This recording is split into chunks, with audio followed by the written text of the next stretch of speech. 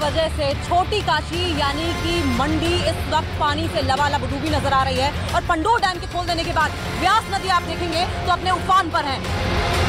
और हम सबको मिलके, सरकारों को और लोगों को मिलके और सभी पार्टियों को मिलके इसके ऊपर लोगों को राहत पहुंचाने की ज़रूरत है।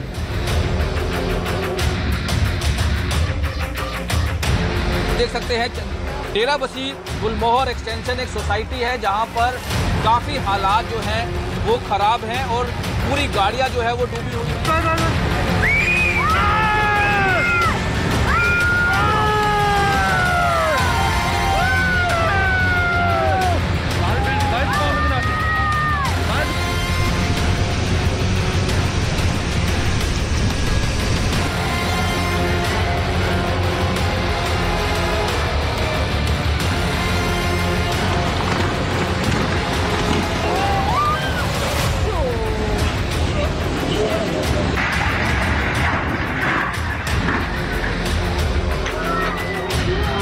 मानसून की बारिश में जयपुर पानी पानी हो गया। जयपुर की सड़कें दरिया बन चुकी।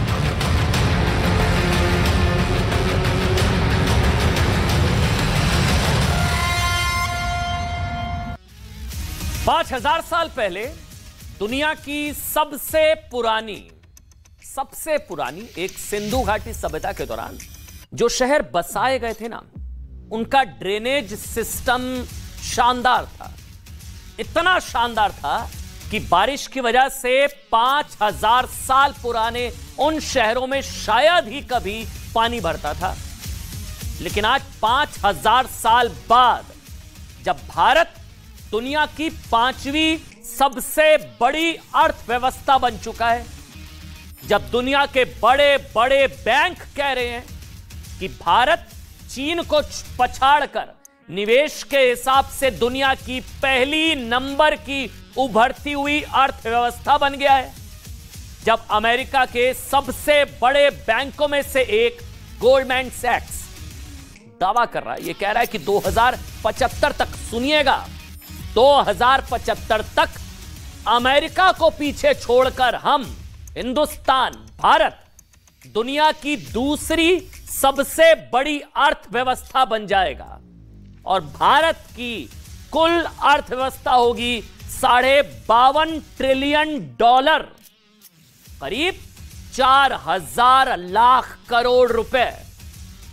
तब भारत के बड़े बड़े शहरों से मूसलाधार बारिश के बाद से जो तस्वीरें आ रही है ना, यकीन मानिए इन सपनों पर पानी फेरने का काम करती है। आज देश की राजधानी दिल्ली और उसके आसपास के बड़े बड़े मेट्रो शहरों, नोएडा, गुड़गांव, गाजियाबाद की कुछ ही घंटों की बारिश के बाद जो स्थिति हो जाती है ना, इसे देख करना बस यही सवाल मन में आता है कि यह शहर भविष्य की दूसरी सबसे बड़ी अर्थव्यवस्था का, फिर से सवाल सुनिएगा, यह शहर भविष्य की दूसरी सबसे बड़ी अर्थव्यवस्था, दुनिया की सबसे बड़ी अर्थव्यवस्था का प्रतिनिधित्व करने के लिए कितने तैयार हैं? क्या इन शहरों के खस्ताहाल इंफ्रास्ट्रक्चर के दम पर भारत इन्वेस्टमेंट के लिए दुनिया की पहली पसंद बने रह सकता है? बन तो रहे हैं और बन गए हैं। खासकर Delhi, capital of India, Delhi जैसा शहर जो देश की राजधानी है, क्या इस स्थिति के साथ उसे देश की राजधानी बनाए रखा जा सकता है, या फिर देश की राजधानी अब बदलने का टाइम आ गया है? ये सवाल बहुत लोगों को कड़वा लगेगा, बहुत बुरा लगेगा। हम ऐसा इसलिए कह रहे हैं क्योंकि देश के शासन की बागडोर दिल्ली से ही चलती है। यहां संसद भवन से लेकर राष्ट्रपति भवन तक और तमाम देशों के दूतावास से लेकर तमाम महत्वपूर्ण इमारतें हैं, जहां आए दिन बड़े बड़े अंतर्राष्ट्रीय आयोजन होते हैं, अंतर्राष्ट्रीय मेहमान दिल्ली आते हैं। मतलब पूरे भारत का चेहरा दिल्ली। मैं फिर से कह रहा हूं, कई लोगों को हमारी बातें आज बहुत कड़वी लग सकती हैं, लेकिन पिछले 48 घंटों से ये तस्वीरें देखिए, जो दिल्ली से जो तस्वीरें आ रही है ना, उनमें हम ये सवाल पूछने पर हमें मजबूर कर दिया है। आज दिल्ली की अलग अलग सड़कों पर इतना पानी भरा हुआ है, इतना पानी भरा हुआ है ना, अब लोग पता है कह रहे हैं कि दिल्ली वालों को मुफ्त की कीमत चुका रहे हैं। दिल्ली वाले मुफ्त में बड़े बड़े स्विमिंग पूल मिल गए मुफ्त में। तो कह रहे हैं कि रिवर राफ्टिंग के लिए ऋषिकेश जाने की क्या जरूरत है, मुफ्त में मजे लीजिए सब चीजों की, दिल्ली काफी है। स्कूबा डाइविंग के लिए भी दिल्ली को एकदम फिट बताया जा रहा है। ये हाल हो गया दिल्ली का। स्थिति ये हो गया कि लोग सोशल मीडिया पर अब कहने लगे हैं कि दिल्ली आज की तारीख में वाटर स्पोर्ट्स के लिए सबसे सही जगह बन गई है। बुरा लग रहा कहते हुए, लेकिन ये हकीकत है। ये बातें देश की राजधानी दिल्ली के चेहरे पर ना एक तमाचा है, क्योंकि दिल्ली को अलग अलग सरकारों ने कभी पेरिस सुना हो ना, कभी वेनिस बनाने का सपना दिखाया, वेनिस बना देंगे। लेकिन स्थिति ये हो गई है कि अगर दिल्ली में कुछ घंटे बारिश हो जाए ना, तो फिर दिल्ली पेरिस और वेनिस तो नहीं, लेकिन झीलों का एक ऐसा शहर जरूर बन जाता है। झीलों का शहर, जैसा झीलों का शहर बनाने का सपना तो शायद दिल्ली के मुख्यमंत्री अरविंद केजरीवाल ने भी नहीं देखा होगा। ऐसा झीलों का शहर। दिल्ली की स्थिति पर मुख्यमंत्री अरविंद केजरीवाल का क्या कहना है? उन्होंने कहा कि भाई दिल्ली का ड्रेनेज सिस्टम कुछ ही घंटों में इतनी बरसात झेलने के हिसाब से नहीं बना है। बिल्कुल सही बात है, बिल्कुल ठीक है। लेकिन हमारा सवाल है कि जिस दिल्ली को चलाते हुए अरविंद केजरीवाल और उनकी टीम को 10 साल से ज्यादा हो गए हैं, जिस एमसीडी पर अब उनका कब्जा है, उस दिल्ली के ड्रेनेज सिस्टम को सुधारने के लिए अरविंद केजरीवाल जी को किसका इंतजार है?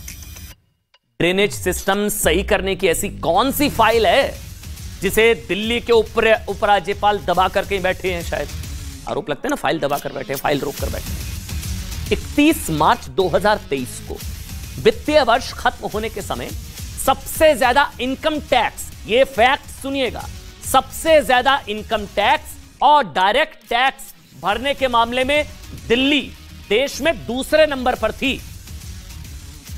उस दौरान दिल्ली के लोगों से 2 लाख करोड़ रुपए डायरेक्ट टैक्स के रूप में वसूले गए। इसके अलावा दिल्ली जैसे शहरों में रहने वाले लोग road tax, house tax, water tax, न जाने कितने टैक्स सरकार को देते हैं। लेकिन उसके बदले में लोगों को क्या मिलता है? लोगों को मिलती है नदियों में बदल चुकी सड़कें, दरिया। फिर भी दिल्ली के मुख्यमंत्री कह रहे हैं कि दिल्ली का ड्रेनेज सिस्टम इतनी बारिश झेलने के लिए तैयार नहीं। हम सबको मिलके, सरकारों को और लोगों को मिलके और सभी पार्टियों को मिलके इसके ऊपर लोगों को राहत पहुंचाने की ज़रूरत है। मैं कई ऑफिसर्स को मैं जानता हूं जिन्होंने रात भर 24-24 घंटे काम किया है, लेकिन जितनी बड़ी समस्या है उसको देखते हुए चाहे जितने मर्जी एफर्ट्स किए जाएं, all efforts are proving less. 40 साल में इतनी बारिश पहली बार 40 साल के बाद हुई है। सो अनप्रेसिडेंटेड बारिश है। इतनी बारिश को बर्दाश्त करने के लिए दिल्ली का सिस्टम डिजाइंड नहीं है। सीडब्ल्यूसी के हिसाब से अभी इस वक्त दिल्ली में 203.58 मीटर तक हमारा लेवल पहुंचा यमुना का। कल सुबह 205.5 मीटर तक पहुंचेगा। और जो वेदर की प्रेडिक्शंस अगले कुछ दिनों की हैं, उसके हिसाब से यमुना का स्तर बहुत ज्यादा बढ़ने की उम्मीद अभी फिलहाल नहीं है। इस बीच दिल्ली सरकार के कई बड़े बड़े मंत्री इस वक्त ग्राउंड पर उतरे और उन्होंने दिल्ली की पीडब्ल्यूडी मंत्री आतिशी मरलेना और स्वास्थ्य मंत्री सौरभ भारद्वाज शामिल थे। लेकिन विडंबना जानते हैं क्या है? विडंबना यह कि आतिशी जो दिल्ली की पीडब्ल्यूडी मिनिस्टर है ना, इफेक्ट सुनिएगा, और जिनका मंत्रालय दिल्ली के कई सड़कों की देखभाल करता है, उनके खुद के सरकारी आवास के बाहर पानी भर गया है। ये बात सही है कि देखिए दिल्ली में पिछले 40 वर्षों के मुकाबले सबसे ज्यादा बारिश हुई है। ये फैक्ट है, इसको कोई डिनाई नहीं कर सकता। लेकिन ये बात भी सही है कि हर बार मौसम के रिकॉर्ड तोड़ने पर यह नहीं कहा जा सकता है कि हम क्या करें भाई। ड्रेनेज सिस्टम इस लायक ही नहीं है। मौसम तो आगे भी कई रिकॉर्ड तोड़ेगा, लेकिन क्या इस हिसाब से देश के शहरों को इस तरह से डूबते हुए देखने की अब दिल्ली वालों को आदत डाल लेनी होगी क्या? दिल्ली के नसीब में डूबना, दिल्ली वालों को मानकर चलना होगा कि हमने तो डूबना ही है, मान के चलिए। अगली बार इस बार 40 सालों का, अगली बार 50 सालों का रिकॉर्ड टूट जाएगा, आपने डूबना ही है। आज अरविंद केजरीवाल का एक पुराना बयान भी ना जबरदस्त तरीके से वायरल हो जाए, जिसमें वो ये कह रहे हैं कि आम आदमी पार्टी ने दिल्ली को झीलों का शहर बना दिया। उनकी सरकार दिल्ली के कोने कोने में झीलों का विकास कर रही है। और अब केजरीवाल जी के उस बयान को याद करके लोग कह रहे हैं कि वाकई ऐसा लगता है कि आम आदमी पार्टी ने दिल्ली को झीलों का शहर तो बना दिया। वो बयान इस वक्त जो वायरल हो रहा है, पुराना बयान है, इस वक्त जो वायरल हो रहा है, एक बार आप सुनिए। पूरे दिल्ली में हम 380 झीलें बना रहे हैं, लेक्स। दिल्ली धीरे धीरे झीलों का शहर कहलाएगा। पूरी दिल्ली के अंदर आप जहां भी जाओगे आपको झीलें दिखाई देंगी, खूबसूरत आसपास लैंडस्केपिंग दिखाई देगी। अभी जितनी झीलें, 26 झीलें बनके तैयार हो गई हैं। इन झीलों में मैं कई झीलों पे होके आया। अब वहां पे इतनी हरियाली है झीलों के चारों तरफ, इतना खूबसूरत वातावरण है, इतनी शुद्ध हवा है। वहां पे दूर दूर से पक्षी आने लगे हैं और आसपास का पूरा, जैसे द्वारका की मैं झील पे गया था, 5 मीटर पानी ऊपर आ गया। वहां पे वाटर टेबल का 5 मीटर पानी ऊपर आ गया है। अब मुझे लगता है वहां पानी की दिक्कत ही नहीं होगी, क्योंकि हम ग्राउंड वाटर से पानी इस्तेमाल करके ड्रिंकिंग के लिए इस्तेमाल कर सकते हैं। अब देखिए, इस साल जब दिल्ली सरकार ना अपना बजट पेश करने वाली थी, तो बजट पेश होने से ऐन पहले केंद्र सरकार ने उस पर रोक लगा दी थी। विवाद हुआ था ना, काफी राजनीति हुई थी और फिर हंगामा हुआ। फिर उसके बाद दिल्ली का बजट पेश हो गया था, विवाद हुआ था कि बजट रोक दिया। लेकिन रिपोर्ट्स के मुताबिक उस समय सेंटर को इस बात पर आपत्ति थी, वो ये थी कि उस बजट में 4,789 करोड़ रुपए, लगभग आप 5,000 करोड़ समझ लीजिए, या 4,800 करोड़, 4,800 करोड़ मुफ्त बिजली, पानी और बसों में महिलाओं की मुफ्त यात्रा करने वाली योजनाओं के लिए अलग से रखे गए थे। इसके अलावा दिल्ली जल बोर्ड के ऑपरेशनल खर्चों के लिए भी एक बड़ी रकम का प्रावधान किया गया था। और ये सारे खर्चे पूरे करने के लिए नेशनल सोशल सिक्योरिटी फंड से 10,000 करोड़ रुपए का लोन लेने का प्रस्ताव था। जाहिर है, मुफ्त की योजनाओं की भरपाई के लिए जो लोन लिया जाता, उसकी किस्तें दिल्ली में रहने वाले लोगों की जेब से जाती नहीं। अब आप सोचिए, अगर मुफ्त की योजनाओं की जगह, ध्यान से सुनिएगा, अच्छी लगती है ना, मुफ्त मुफ्त मुफ्त बहुत पसंद आता है।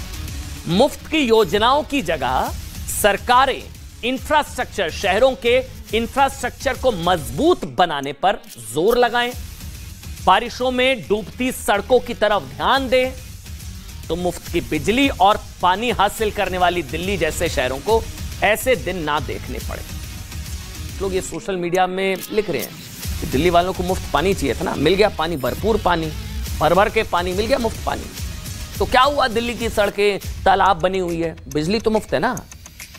तो क्या हुआ, दिल्ली दरिया बनी हुई है, मुफ्त पानी तो है ना, और इतना पानी मुफ्त ही मुफ्त। दिल्ली सरकार ने इस बार के अपने बजट में शहरी विकास के लिए, इन आंकड़ों को ध्यान से सुनिएगा जो बताने जा रहा हूं, शहरी विकास के लिए 4,455 करोड़ रुपए का प्रावधान किया, जबकि वाटर सप्लाई और सैनिटेशन के लिए 2,886, और यह आंकड़ा पढ़िए, और सिंचाई और बाढ़ नियंत्रण के लिए 603 करोड़, सिंचाई और बाढ़ नियंत्रण के लिए 603 करोड़ का प्रावधान। जबकि दिल्ली सरकार ने विज्ञापनों पर खर्च के लिए 557 करोड़ रुपए का प्रावधान किया था। अब इस साल इसमें से दिल्ली सरकार कितना खर्च करेगी ये देखना होगा, लेकिन अगर पिछले कुछ सालों के आंकड़े देखें तो स्थिति साफ हो जाती है। मई 2022 में डाली गई एक आरटीआई से क्या पता लगा, वो मैं आपको बताता हूं। आरटीआई से यह पता चला कि 2015-16 से 2021-22 के बीच दिल्ली सरकार ने विज्ञापनों पर करीब 1293 करोड़ रुपए खर्च किए। कितने? 1293। ब्रेकअप चल रहा है ये 20-21 का, 15-16, 18-19, 19-20, 21-22, ये पूरा ब्रेकअप चल रहा है आपके सामने। इसमें 22-23 का आंकड़ा हमारे पास नहीं मिला, लेकिन आरटीआई वाले आंकड़े हमने आपके सामने रखे। लेकिन रिपोर्ट्स के मुताबिक 23-24 के लिए 557 करोड़ रुपए रखे गए, 557 करोड़। अब आप सोचिए, सिंचाई और बाढ़ नियंत्रण के लिए कितने थे? 603 करोड़ रुपए का प्रावधान किया गया, 603। वो सरकार पिछले कुछ वर्षों में विज्ञापनों पर लगभग 1500 से 1700 करोड़ रुपए खर्च कर चुकी है, विज्ञापनों पर। यानी कि बाढ़ नियंत्रण के लिए प्रस्तावित रकम से भी 3 गुना ज्यादा। 2020-21 में दिल्ली सरकार ने बायो डिकम्पोजर स्कीम पर 67 लाख रुपए खर्च किए थे। कितने? 67 लाख। विज्ञापन पर सोचिए कितने खर्च हुए होंगे, जो आरोप लगते हैं। 23 करोड़ विज्ञापन पर उसके बायो डिकम्पोजर। इससे आप अंदाजा लगा सकते हैं कि कैसे सरकारों का ध्यान प्रचार पर ज्यादा और काम करने पर कितना रहता है। ये आंकड़े आपको बताने के लिए आज जरूरी है। वैसे दिल्ली के मुख्यमंत्री कह रहे हैं कि दिल्ली की ड्रेनेज सिस्टम इस स्थिति में नहीं है कि वो इतनी बारिश झेल सके। बात बिल्कुल सही है। दिल्ली में शनिवार और रविवार को 24 घंटे में 153 मिलीमीटर बारिश हुई है। 40 सालों में बताया जा रहा है कभी इतनी बारिश नहीं हुई, जो किसी भी शहर के लिए बहुत ज्यादा है। इसी दौरान गुरुग्राम में 71 मिलीमीटर बारिश दर्ज की गई और दिल्ली से सटे नोएडा में भी अच्छी खासी बारिश हुई है, कोई कम नहीं हुई है। लेकिन दिल्ली और गुरुग्राम की तुलना में ड्रेनेज के मामले में मानना पड़ेगा नोएडा का रिकॉर्ड कहीं बेहतर है। लेकिन नोएडा उत्तर प्रदेश का एक शहर है और नोएडा में रहने वाले लोगों ने दिल्ली और गुरुग्राम की हालत देखकर यह कहना शुरू कर दिया कि नोएडा में अब बारिश में ऐसी स्थिति नहीं होती है। नोएडा में अगर पानी भरता भी है ना तो जल्द उतर भी जाता है। आज जब हमने इसका कारण ढूंढने की कोशिश की तो हमको यह पता लगा कि यह सब नोएडा की बेहतर टाउन प्लानिंग की वजह से यह हो पाया है। उदाहरण के लिए गुरुग्राम में एक बिल्डर किसानों से जमीन खरीदता है। समझिएगा होता कैसे, आप ये समझना चाहेंगे कि ऐसा क्यों है कि नोएडा में पानी भर रहा है, गुरुग्राम में इतना भर रहा है, दिल्ली में तो बुरा हाल है। उदाहरण के लिए गुरुग्राम में ना एक बिल्डर किसानों से जमीन खरीदता है, फिर वहां टाउनशिप बनाई जाती है, टाउनशिप के अंदर ड्रेनेज आदि की व्यवस्था कर दी जाती है और इस ड्रेनेज से यह पानी बाहर सड़कों पर चला जाता है और सड़कों पर पानी भर जाता है। इसके विपरीत उत्तर प्रदेश के नोएडा में अथॉरिटी पहले ड्रेनेज सिस्टम, सड़क और दूसरा इंफ्रास्ट्रक्चर तैयार किया जाता है, फिर बिल्डरों को टाउनशिप बसाने के लिए जमीनें अलॉट की जाती हैं। यहां उल्टा होता है। नोएडा दो नदियों से घिरा है जिसका नाम यमुना और हिंडन है। नोएडा में भी भारी बारिश के बाद जमा होने वाला पानी ड्रेनेज सिस्टम के जरिए इन्हीं नदियों में गिरता है। नोएडा का ड्रेनेज सिस्टम बेहतर प्लानिंग के साथ तैयार किया गया और यह अतिक्रमण का शिकार नहीं है, जबकि गुरुग्राम और दिल्ली में ड्रेनेज सिस्टम अतिक्रमण का शिकार है। उदाहरण के लिए नजफगढ़ में मौजूद दिल्ली के सबसे बड़े प्राकृतिक ड्रेनेज सिस्टम में से एक अतिक्रमण की मार झेलता है और दिल्ली में भरने वाला पानी के लिए यह बहुत हद तक जिम्मेदार भी है। ठीक है, ऐसा नहीं है कि नोएडा में कई सड़कों पर पानी नहीं भरता होगा, बिल्कुल, लेकिन हालत कम से कम दिल्ली, गुरुग्राम, बेंगलुरु जैसी कम से कम नहीं होती। जबकि गुरुग्राम और बेंगलुरु की तरह नोएडा भी एक आईटी हब है। यहां भी दुनिया की बड़ी बड़ी कंपनियों के दफ्तर और इस मामले में नोएडा भारत के साइबर शहरों को बेहतर प्रतिनिधित्व दे पाता है और कर पाता है। अब दिल्ली और गुरुग्राम की सरकार चाहे तो उत्तर प्रदेश के इस शहर से सीखकर अपनी अर्बन प्लानिंग को बेहतर कर सकती हैं। देश के बड़े बड़े शहरों का हाल आपने देखा।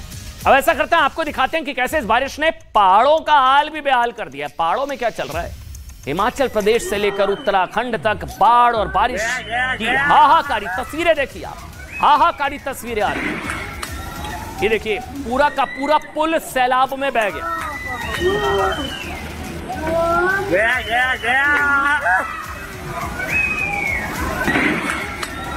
मतलब दरकते पहाड़, टूटते पुल, गाड़ियों को बहा कर ले जाती नदियां। आप सोचिए ना, ये सब तस्वीरें क्यों आ रही हैं आज देश के सामने। ये सिर्फ प्राकृतिक आपदा की तस्वीरें नहीं है, ये बहुत हद तक मानव निर्मित आपदा भी है। मानव निर्मित आपदा। जब मौसम ठीक होता है तो आप में से बहुत सारे लोग हजारों की संख्या में इन पहाड़ों का रुख करते हैं। मनाली, मसूरी, नैनीताल जैसे शहरों की हालत ऐसी हो जाती है ना जैसे वहां दशहरे का मेला चल पड़ा हो। पहाड़ों पर गाड़ी पार्क करने तक की जगह नहीं होती। अपने आप से पूछे ना, इसके लिए कौन जिम्मेदार है। लेकिन एक पर्यटक के तौर पर आप लोग इन पहाड़ों की खूबसूरती का आनंद लेने के बजाय उनका दोहन करने के लिए दौड़ पड़े। इन पहाड़ों पर पर्यटन से जुड़े लोगों के लिए भी ये बम्पर कमाई का शानदार मौका होता है। इसलिए कागजों में लिखे कानूनों के साथ साथ कुदरत द्वारा लिखे कानूनों की भी धज्जियां उड़ाई जाने लगती हैं। ये आज अपने आप से सवाल पूछने का दिन है। इसलिए पहाड़ों का अतिक्रमण करके वहां होटल, रेस्टोरेंट बना दिए जाते हैं। बड़े बड़े होटल, बड़े बड़े रेस्टोरेंट, हजारों गाड़ियां कतार में खड़ी हो जाती हैं। सीजन है, पूरा पहाड़ ऐसे कवर होता है गाड़ियों की, 8-8, 10-10 किलोमीटर लाइन, जाम लगता है लंबा लंबा। पहाड़ों में प्रदूषण और गर्मी बढ़ने लगती है, लेकिन कोई अपने कदम पीछे नहीं खींचता, नहीं हटाता है। नदियों के किनारे पिकनिक स्पॉट बन जाते हैं, पहाड़ों की चोटियां मैगी पॉइंट में तब्दील हो जाती हैं, झरने किसी सार्वजनिक स्विमिंग पूल जैसे हो जाते हैं, मंदिर रील्स बनाने और सेल्फी बनाने वालों का अड्डा बन जाते हैं। ये सब होता है ना। और सोचिए ना, जब प्रकृति बदला लेती है ना, पहले कुदरत को बदला, फिर कुदरत का बदला, कुदरत को बदला, फिर कुदरत का बदला। जब प्रकृति बदला लेती है तो ये तस्वीरें इस वक्त आपके सामने। शहरों से लेकर पहाड़ों की तरफ जाने को उत्सुक लोग कहने लगते हैं इट्स टू डेंजरस नाउ ना। लोग कहते हैं ना इट्स टू डेंजरस नाउ। लेकिन कोई ये नहीं सोचता है कि ये डेंजर किसकी देन है। प्रकृति संतुलन बनाए रखने के लिए अपने हिस्से का काम कर रही है, लेकिन क्या इस संतुलन को बरकरार रखने के लिए हम अपने हिस्से का काम कर रहे हैं? अपने आप से सवाल पूछिए। तस्वीरें देखिए, वैसे आज की सबसे खौफनाक तस्वीर है ये इसको एक बार फुल स्क्रीन पर दिखाइए। आज की ये वाली तस्वीर, आज की ये वाली तस्वीर सबसे खौफनाक तस्वीर है। सोचिए आप, ये हाल है पहाड़ों का। ओ भाई, इसलिए सवाल है कि सिस्टम, मतलब ये सैलाब ने डुबोया या सिस्टम ने? ओ यार, ये तस्वीरें देखिए आप। और हमारी अगली रिपोर्ट भी इसी बारे में आपको सोचने पर मजबूर करेगी कि किस तरह से कहां का लोग फंसे हुए हैं और कहां का किस तरह से लोगों का रेस्क्यू किया गया, जमीन से लेकर पहाड़, मौसम की दहाड़। रिपोर्ट देखिए आप।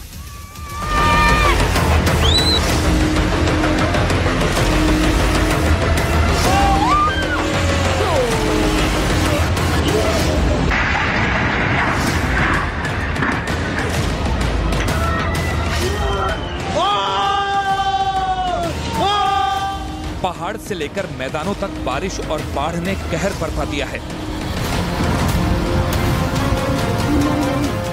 कुदरत के रौद्र रूप के सामने लगता है इंसानों ने हार मान ली है। चारों तरफ तबाही का सैलाब है। हिमाचल की लगभग सभी नदियों ने रौद्र रूप धारण कर लिया है। ब्यास नदी ने कुल्लू से मंडी तक जमकर कहर बरपाया है। तबाही का सबसे बड़ा प्रहार मंडी जिले में हुआ। थुनाग में बादल फटा और उसके बाद पहाड़ों से आए मड स्लाइड ने लोगों को संभलने का मौका नहीं दिया।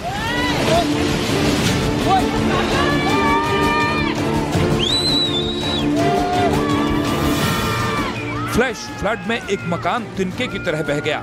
इस दौरान साथ वाले मकान से लोग भागते नजर आए। वहीं ऊपर नाले की तरफ कुछ दूर से लोगों ने सीटियां और शोर मचाकर घटना की जानकारी दी।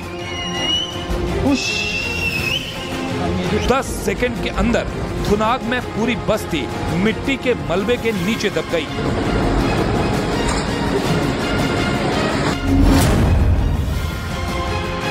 हिमाचल प्रदेश के कुल्लू जिले के मनाली में लगातार बारिश के बाद की तस्वीरें डराने वाली हैं। मनाली में पार्किंग में खड़ी गाड़ियां तेज बहाव की चपेट में आ गईं। इसके बाद एक एक कर दूसरी गाड़ियों ने भी जल समाधि ले ली। वक्त रहते लोग पार्किंग से बाहर निकल आए थे। मनाली से चंद किलोमीटर पहले हाईवे की एक लेन ब्यास नदी में बह गई। साथ ही कुछ दुकानें और एटीएम बूथ भी ब्यास नदी में बह गया।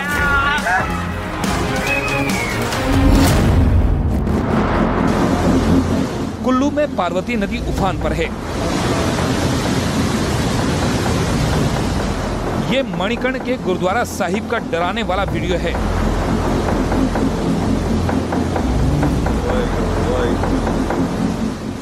नदी का पानी पुल से होकर बिल्डिंगों के पास से गुजर रहा है।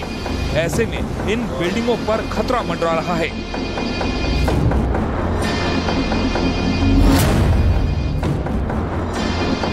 हिमाचल प्रदेश में आज तक बाढ़ बारिश से ऐसी तबाही किसी ने नहीं देखी। ब्यास नदी के रौद्र रूप की ये तस्वीरें भयानक हैं। कुल्लू बंजार को जोड़ने वाला 50 साल पुराना पुल सिर्फ 5 सेकंड तक पानी के बहाव को झेल पाया। और वहाँ मंदिर देखिए, वो पूरा मंदिर इस वक्त जलमग्न होता नजर आ रहा है। यानी कि 2 घंटों के अंदर अंदर लगभग 25 फीट के करीब पानी ऊपर बढ़ा है और ये जो प्रचंड वेग है वो बढ़ता ही चला जा रहा है।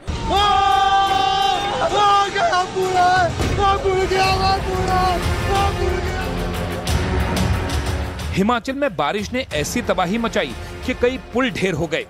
हिमाचल प्रदेश के लाहौल स्पीति से जो तस्वीरें आई वो रोंगटे खड़े करने वाली थी, जहां उफनती ब्यास नदी में एक कार कागज के टुकड़े की तरह बहती नजर आई और पानी के तेज बहाव की वजह से कार कुछ ही देर में आंखों से ओझल हो गई। नदी किनारे लोग देखते रह गए और कार सैलाब में बह गई। हिमाचल के सोलन के परवाणु सेक्टर में कई वाहन पानी में बह गए। पिछले चंद दिनों से हो रही भारी बारिश के कारण अचानक पानी सड़क पर आ गया। सेक्टर 5 में पानी का बहाव देखकर ऐसा लगा जैसे नजदीक ही कहीं बादल फट गया हो। सड़कों पर खड़ी लगभग 20 से 25 मोटरसाइकिलें और कारें बह गई। हिमाचल प्रदेश में सैलाब ने सबको हिलाकर रख दिया। घर और इंसान क्या, सैलाब के आगे चट्टानों ने भी सरेंडर कर दिया। जगह जगह लैंडस्लाइड से राज्य के कई हाईवे बंद हैं। पहाड़ से लगातार गिरते पत्थरों के बीच सड़क पर चलना मौत को गले लगाने जैसा है। मनाली में बस स्टैंड के पास नदी में बहाव इतना तेज है कि वहां सड़कें धंस गई हैं। इसकी वजह से पार्किंग में खड़ी बस भी कुछ ही सेकंड में बह गई। हिमाचल प्रदेश में ब्यास नदी ने तबाही मचा दी है। मनाली में नदी किनारे बना ये 4 मंजिला होटल कुछ ही सेकंड में भरभरा कर नदी में समा गया। नदी किनारे बना ये नया घर भी कुछ ही सेकंड में पानी में समा गया। हिमाचल प्रदेश के चंबा में भारी बारिश की वजह से रावी नदी का रौद्र रूप देखने को मिला, जिसकी वजह से चंबा के बकानी में बना बकानी पुल सैलाब की भेंट चढ़ गया। कई गांवों को जोड़ने वाला बकानी पुल टूटने से लोगों की मुश्किलें बढ़ गई हैं। हिमाचल में नदियां खतरे के निशान को पार कर गईं। कई जिलों में लोग बाढ़ से जूझ रहे हैं। मौसम विभाग के मुताबिक आज भी हिमाचल के कई जिलों में भारी से बहुत भारी बारिश होगी।